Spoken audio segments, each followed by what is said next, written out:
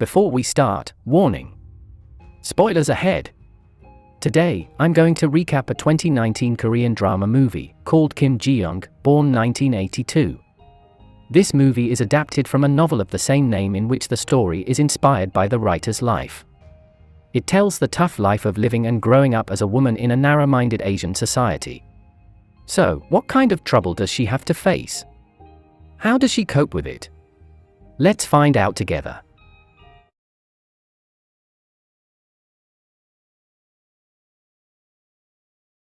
The story begins with Ji-young, a mere hectic housewife, who has a loving husband, Dae-hyun. They are a great couple that always tries to assist each other. Dae-hyun is aware that sometimes Ji-young is troubled by being both a mother and wife. Moreover, Ji-young has a really irritating in-law. She is none other than Dae-hyun's mother. She never treasures Ji-young as her daughter-in-law, on the contrary, she treats Ji-young as her helper. In-law sometimes advises Ji-young to rest, but actually it is just lip service or even a sarcastic statement.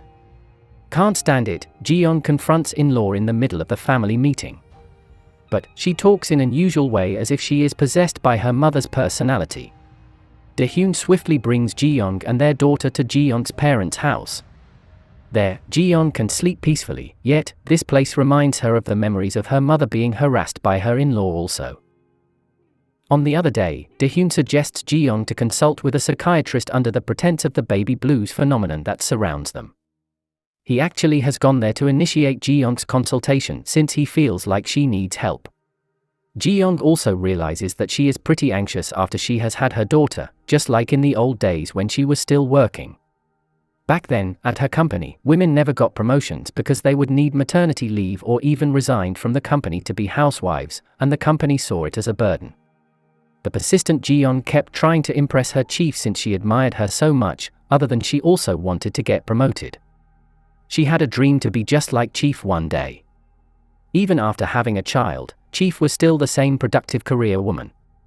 The ugly truth is now Ji-young is surrounded by the other housewives, talking about how they bury their dreams just to focus on being good mothers and wives. Deep down, Ji-young misses being a career woman. On top of that, her ex-colleague visits her and tells her that she is being promoted by the company. Not only that, she informs Ji-young that Chief has resigned and opened a new company of her own. She encourages Ji-young to join her.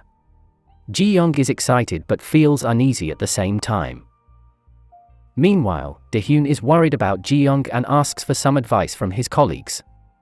Instead of getting any insight, they make fun of her and it annoys him so much.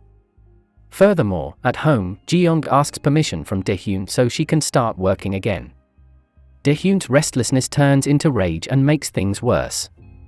Ji-young leaves him helplessly. At midnight, Dae-hyun awakes and finds Ji-young drinking alone. He tries to reconcile with her, but he is surprised by her response. It appears that her body is inhabited by someone else's personality, and she keeps telling him to appreciate Ji-young because she has been worn out these days. Dae-hyun grieves badly as his worry has become true.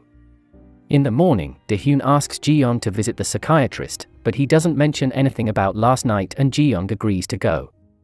However, she waits uncomfortably at the psychiatrist and decides not to do the consultation with the excuse of a costly payment. Dae-hyun desperately wants her to do the consultation but still doesn't have the heart to explain her condition directly. The next day, Ji-young has a meeting with colleague. Colleague tells her that the security guy at the company has sexually harassed the female staff by planting a micro camera at the female toilet cubicle. It triggers Ji-young on the way home at the bus stop.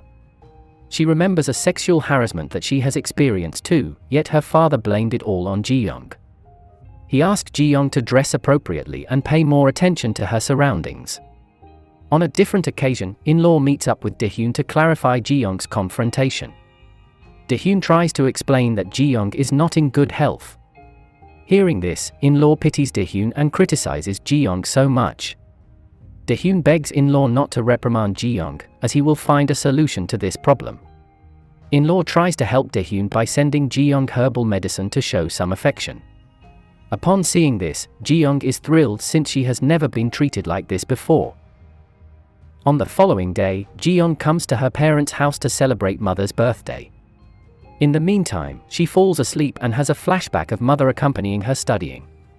Mother told her a little secret. In the past, she put out of sight her dream of being a teacher because she needed to make money for her brother's tuition fee.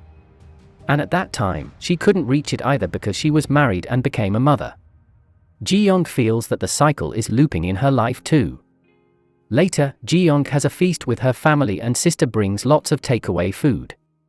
Aunt nags that mother and daughters should be the ones who prepare the food. Nevertheless, the youngest brother is just slacking off with aunt. Sister fights for mother, Ji-young, and herself until aunt is lost for words.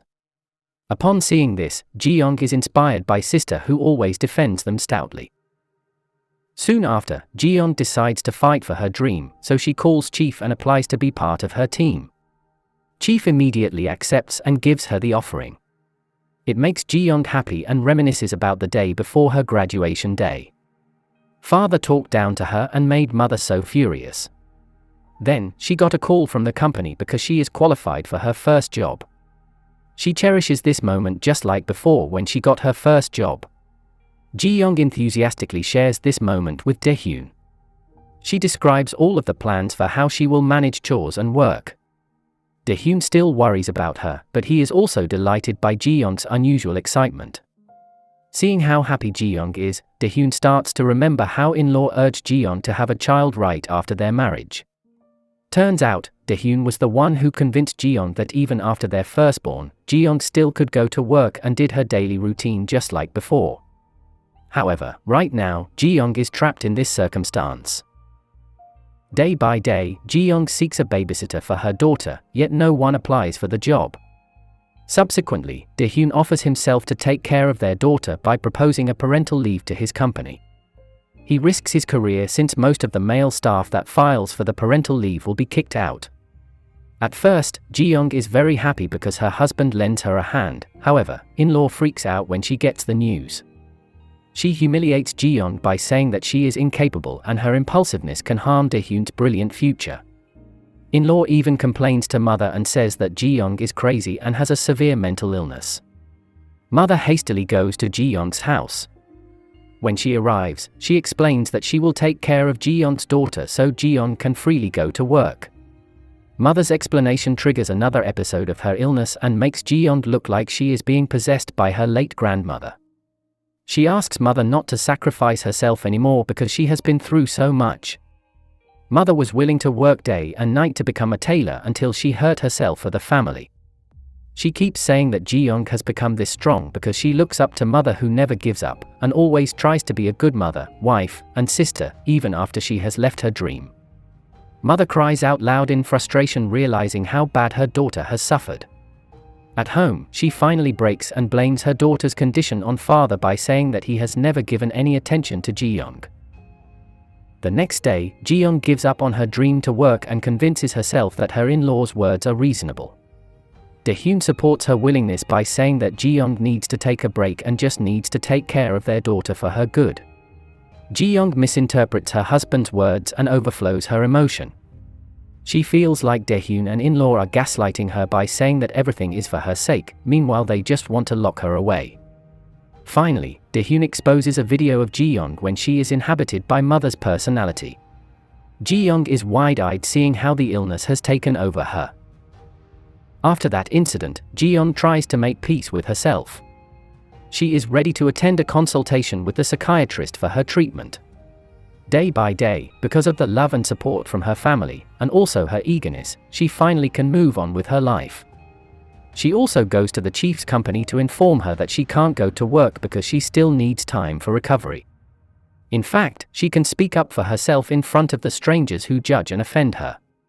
All this time, she covers herself behind the shadow of her husband and daughter.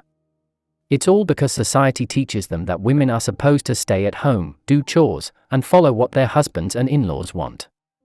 Sometimes she is happy being someone's mother or wife, yet she feels trapped inside. She is blaming herself for being so incapable and can't find any way out of it. In the end, Ji-young realizes this is not her fault. People's mindset regarding women should be held responsible instead. The social system that has been programmed to have a list of do's and don'ts for women is totally wrong. Then, Ji-young pours all of her emotion and mind into writing until it is published through lots of media. Kim Ji-young, who was born in 1982, is finally freed by herself and her persistence. Subscribe to watch more videos like this, turn on notifications, and leave a like and comment to help the channel out. Thank you for watching, and see you next time.